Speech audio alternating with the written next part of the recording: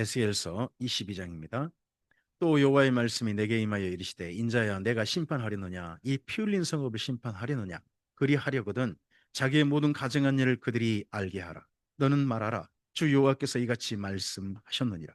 자기 가운데 피를 흘려 벌 받을 때가 이르게 하며 우상을 만들어 스스로 더럽히는 성아, 내가 흘린 피로 말미암아 죄가 있고 내가 만든 우상으로 말미암아 스스로 더럽혔으니 내 날이 가까웠고 내 연한이 찼도다. 그러므로 내가 너로 이방의 능력을 받으며 만국의 조롱거리가 되게 하였노라. 5절에서 8절 김경 집사님. 이름이 더럽고 어지러움이 많은 자여 가까운 자나 먼 자나 다 너를 조롱하리라. 이스라엘 모든 고관은 각기 권세대로 피를 흘리려고 내 가운데에 있었도다. 그들이 내 가운데에서 부모를 업신여겼으며 내 가운데에서 나그네를 학대하였으며 내 가운데에서 고아와 과부를 해하였도다. 너는 나의 성물들을 업신여겼으며 나의 안식일을 더럽혔으며 9절에서 11절 최복음 전도사.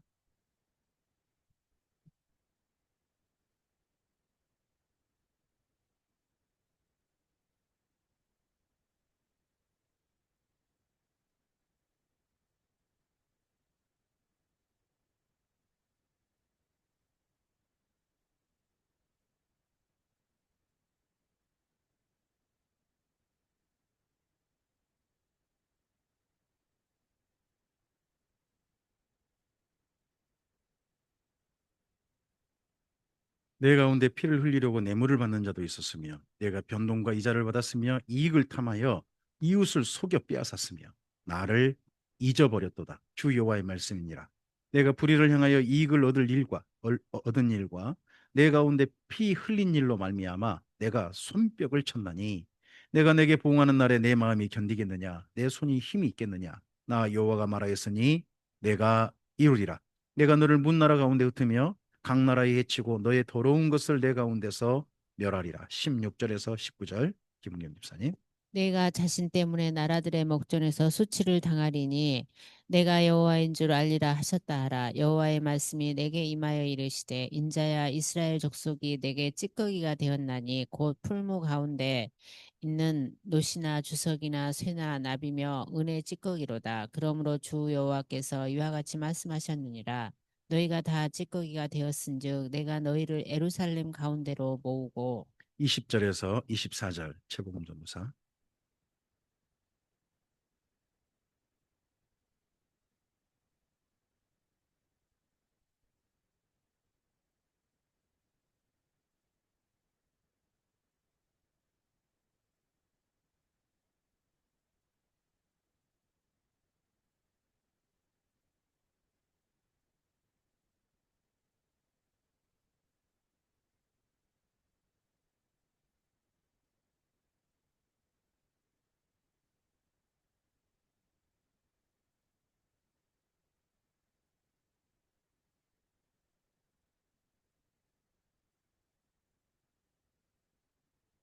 그 가운데에서 선지자들의 반역함이 우는 사자가 음식물을 움킴 같았도다.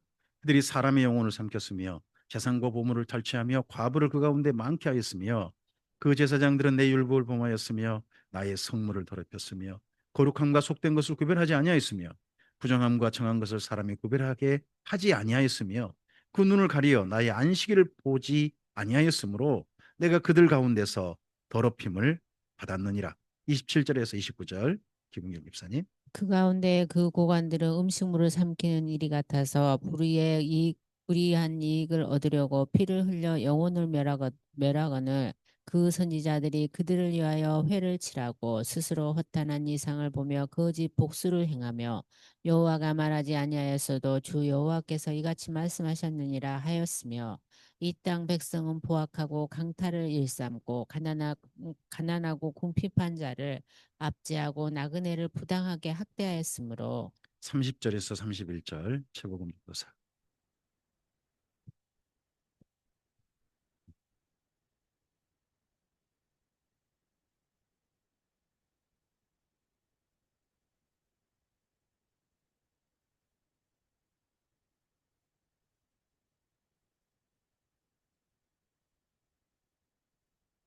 아멘.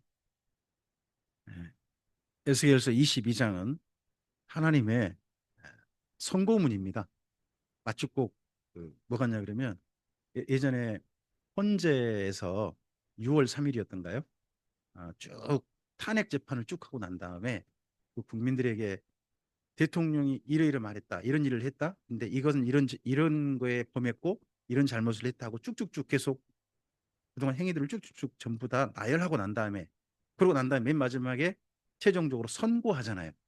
선고하기 전에 그 모든 그 열거된 죄를 쭉 나열하는 것처럼 여기 22장은 예루살렘 성의 그동안 행태, 하나님 눈에 보인 죄악의 행태를 오늘 쭉 선지자를 통하여 말씀하게 하는 겁니다.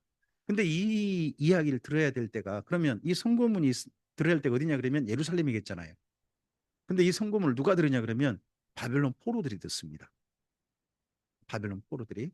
나중에 이스라엘 민족이 그래서 바벨론 포로들로 해가지고 귀환한단 말이에요. 예루살렘에 있는 사람들 다 죽어요. 다 죽고 살아남은 사람들은 예루살렘에 남아있는 사람도 아니에요. 포로로 이미 잡혀온 사람이잖아요. 근데 그들이 이후에 포로 귀환했을 때 습관이 하나 생겨요. 그게 뭐냐 그러면 나 혼자 죄만 고백하지 않는다는 거예요. 우리의 죄를 고백하는 거예요. 우리의 죄. 그리고 우리 조상들의 죄도 고백을 해요. 그런 습관이 생겼어요. 이때 이 말씀들을 이렇게 듣는 것들이 아마도 출발점이 또한 되지 않았을까 싶어요. 우리도 나만 잘하면 되지. 우리 교회만 잘하면 되지. 아니요. 우리 교회라도 잘해야죠. 나라도 잘해야죠.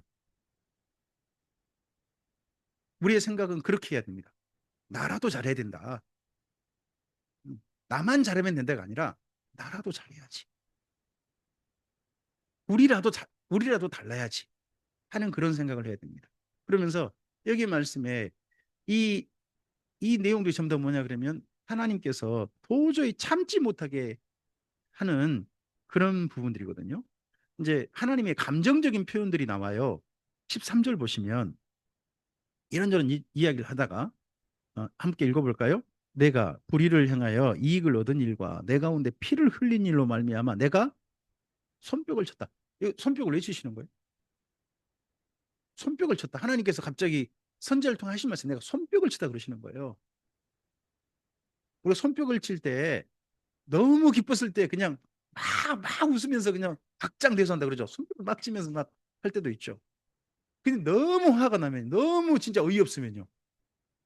막 손뼉을 참 이럴 수 있단 말이죠. 하나님이 오죽했으면 그러셔요. 그리고 이 언어를 우리말로 차마 그렇게 번역을 못한 거예요.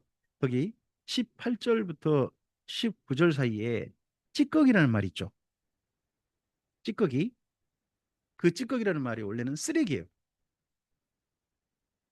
쓰레기나 찌꺼기나 똑같죠. 근데 번역을 어떻게 한 거예요? 찌꺼기라 그런 거예요. 쓰레기는 어떻게 하세요? 집에 고이 잘 닦으셔가지고 집에 보관하세요? 버림당할 것들이죠. 버림당할 것들. 아, 이스라엘 민족이 예루살렘이 하나님께 다른 민족 사랑하지도 않으셨어요. 여기까지 오는 동안 800년 돼요. 하나님께서 이스라엘 민족과 언약하시고 난 다음에 신에서 언약하시고서 다른 민족이 어떻게 행하는가 별로 관심 없으셨어요. 오직 누구에게만 관심을 많이 가지셨어요? 이스라엘 민족에게만. 800년 동안 그들이 잘하면 기뻐하시고 그들이 잘못된 일을 하면 그렇게 화를 내시고 그러시면서 이 800년을 오신 거예요. 800년을 오신 결과가 뭐예요? 참다 참다가 800년은 지나니까 그들이 뭐가 돼버렸다? 쓰레기가 돼버렸다. 그래서 아침내 뭐 한다? 이제 버림 당할 수밖에 없다는 거죠. 그리고 맨 뒤로 가보시면요.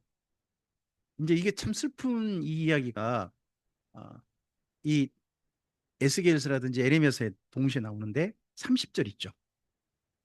30절 읽어볼까요? 이 땅을 위하여서 성을 쌓으며 성 무너진 데를 막아서서 나로 하여금 멸하지 않게 할 사람을 내가 그 가운데서 찾지? 아니 그냥 나올 사람을 기다린 정도가 아니라 하나님 뭐 하셨다고요? 들어가서 찾아보셨어요. 그랬는데 없더라는 거죠. 멸망이 왜 와요? 노아 때라든지 그리고 소돔과 고모라 때라든지 여기 에레미야서하고 여기 에스겔서라든지 전부 다 보면 하나님의 마음을 돌이킬 한 사람이 없더라는 거예요. 오늘 이런 내용을 우리가 잘 봐야 돼요. 저는 하나님께서요, 그래도 이 지구상에 있는 현재 세상 속에 있는 모든 교회가 다 타락했다면요, 하나님께서 그냥 세상 끝장내실 거라고 저는 생각을 해요. 왜요? 세상은 원래 악해요. 원래 세상은 악한 거예요. 사탄의 약간 미혹을 받고 있으니까, 주관을 받고 있으니까 그런 거예요. 하지만 하나님의 다스리심, 하나님의 인도하심, 성령님의 인도하심을 받는 곳인 교회가 다 타락했다면 어떻게 되는 거예요? 그럼 고칠 방법이 없는 거죠. 돌이킬 방법이 없잖아요. 그렇게 되면 하나님은 저는 역사는 끝장내린다고 봅니다. 끝장내시다. 그냥 종말이 온다라고 생각합니다. 그래서 저는 교회가 그래도 하나님 보시기에 이 세상 하나님으로 하여금 이 세상을 멸하지 못하도록 막는 교회가 참게 하는 교회가 아직은 존재한다 하는 생각을 갖습니다. 그리고 하나님께서 이스라엘 민족 이런 그 죄악으로 말미암아 하나님이 스스로 느끼시는 감정이 하나 있으세요. 그렇게 경험이 있는데 그게 26절입니다. 26절이 좀 길어요. 읽어볼까요? 그 제사장들은 내 율법을 회하였으며 나의 성물을 더럽혔으며 거룩함과 속된 것을 구별하지 아니하였으며 부정함과 더 정한 것을 사람이 구별하게 하지 아니하였으며 그의 눈을 가리어 나의 안식일을 보지 아니하였으므로 내가 그들 가운데서 더럽힘을 하나님이 더러워지셨대. 이스라엘 민족 때문에. 이스라엘 민족이 쓰레기 짓거리를 하고 그러고 살다 보니까 이들을 품고 계신 하나님께서도 더러워져 버리신 그런 형편이 되셨다는 거죠. 오늘 우리들 보시면서 참빛교회 때문에 내가 더러워졌다 한다면 이거 진짜 참 슬픈 일인 거잖아요. 이스라엘 민족 때문에 더러워. 그러는 거. 그러니까 이들에 대해서는 도저히 이제 용납하지 못하겠다 하셔서 결국 여기 22장에서 하나님께서 계속 하신 이야기가 어, 너희가 그렇게 완전히 죽는 날 내가 여호와인 줄 알 것이다. 이 말씀을 하시게 됩니다. 그 전에 미처 못 보았던 하나님을 그들이 보게 되는 거죠. 16절을 좀 보시겠습니까? 16절 읽겠습니다. 내가 자신 때문에 나라들의 목전에서 수치를 당하리니 내가 여호와인 줄 알리라 하셨더라. 하나님을 아는 방법이 저는 한 두 가지, 크게 두 가지로 생각합니다. 하나는요, 하나님께서 하나님의 나라로 불러들이실 때 문을 열어주셔서 너 들어와 하실 때 저는 우리가 내가 믿었던 하나님이 바로 이분이구나 하고 알게 될 거라고 저는 생각합니다. 하나. 근데 또 하나가 있는데 죽임당할 때, 영원히 버림당할 때, 그때 또 하나님인 줄 알게 된다는 거 봅니다. 근데 여기도 이스라엘 민족이 하나님이 택하시고 언약을 맺으신 이스라엘 민족이 하나님 자기들을 죽이시는 하나님을 알게 된다는 게 참 슬픈 거죠.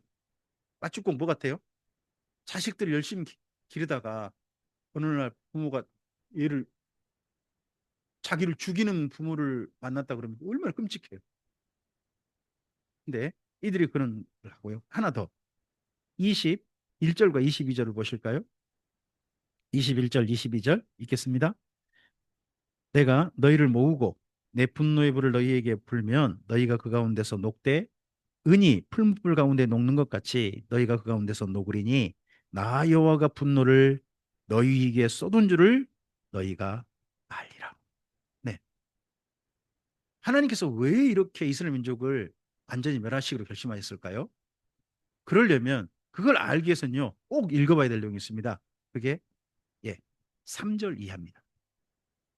거기 2절에 그들이 행한 모든 가증한 일을 알게 하라 그러지 않습니까? 자기들의 죄악을 알게 하라.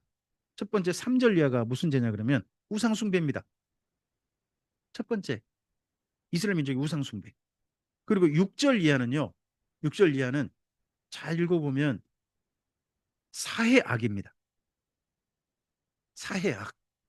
성윤리가 완전히 망가지고 부정부패가 가득한 그런 나라가 됐습니다. 그리고 23절 이하에는요. 23절 이하에는 종교가 부패했다는 겁니다. 사회가 악하다 할지라도요. 어디라도 썩지 않아야 이 사회가 그나마 유지되냐 그러면 교회가 소금이어야 되지 않습니까? 근데 교회가 맛을 잃어버리면요. 그러면 그걸 부정을 좀 더 좀 빨리 썩음을 막아줄 게 아무것도 없게 돼버립니다. 그래서 23절 이하에는 종교 부패를 말합니다. 세 가지 큰 부패예요. 세 가지 큰 악이죠. 하나는 첫째는 우상숭배, 두 번째 큰 덩어리를 한다면 사회악, 세 번째는 종교 부패. 이게 예루살렘의 오늘 모습이라는 거예요.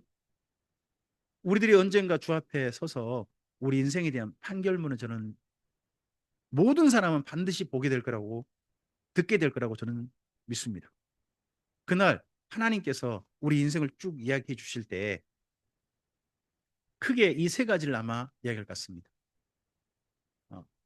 우상숭배가 뭘까요? 우리는 지금 현재 우상숭배와 상관없지 않습니까? 근데 상관이 있습니다.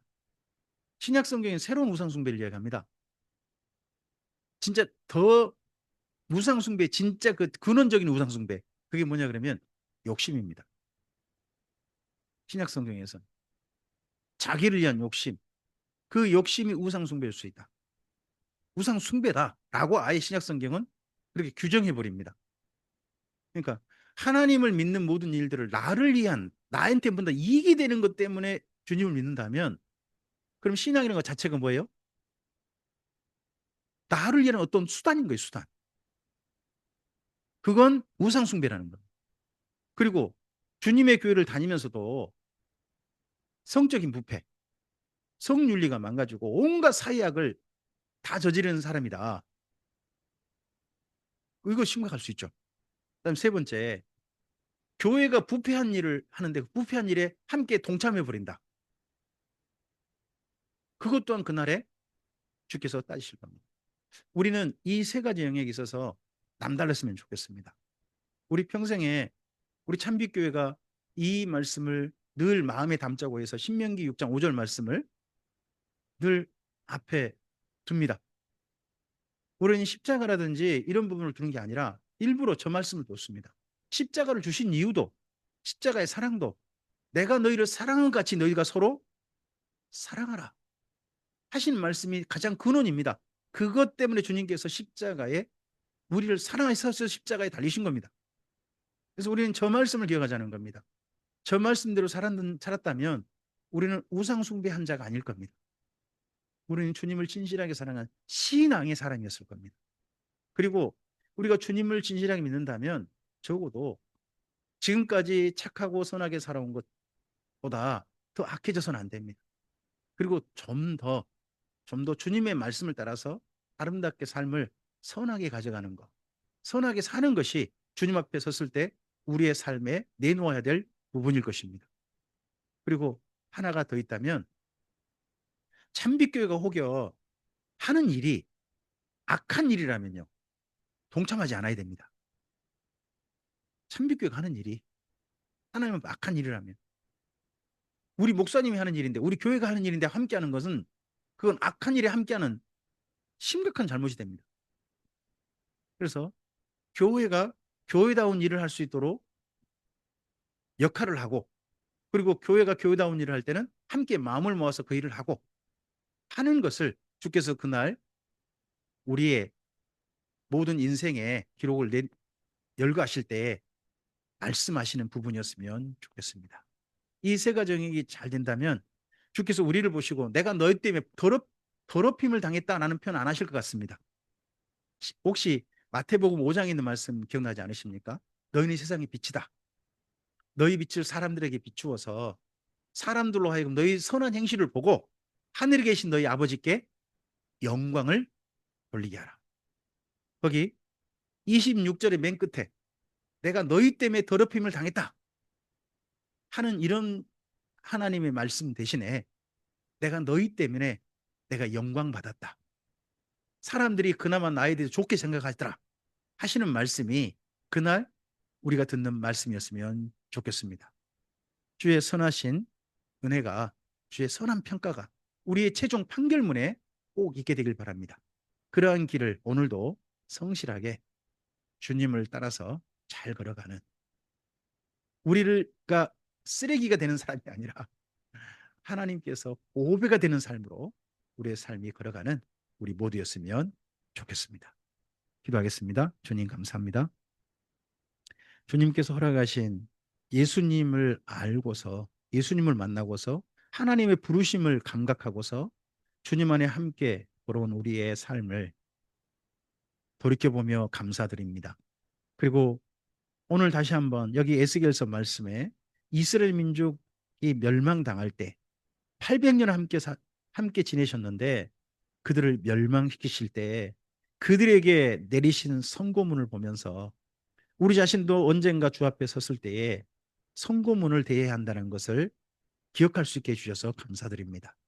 그리고 이들의 하나님을 분노케 하시고 하나님께서 죽여버리시면서 그때야 너희가 나를 알 거다라는 말씀을 보면서 정반대로 우리의 삶을 보면서 하나님께서 분노하시는 게 아니라 기뻐하시고, 그리고 우리를 인도하셔서 하나님께서 천국에 들여보내시는, 그러면서 내가 너의 아버지다, 내가 너를 부른 하나님이다 라고 하시는 그런 알게 하심을 우리에게 허락하실 것을 기대합니다. 그날을 향하여서, 그런 삶을 향해서 오늘을 성실하게 살 수 있는 우리이게 하옵소서. 오늘을 아름답게 살아서 그날 주 앞에 서는 날 우리 인생의 선고문 안에 하나님께서 기뻐하심과 하나님께서 허락하시는 칭찬과 하나님께서 허락하시는 잘했다 하시는 그런 상의 판단으로 우리의 삶이 채워져 가도록 도와주시옵소서. 주께서 선하시는 은혜 우리 함께 하시기를 기대하오며 예수님 이름으로 기도합니다. 아멘.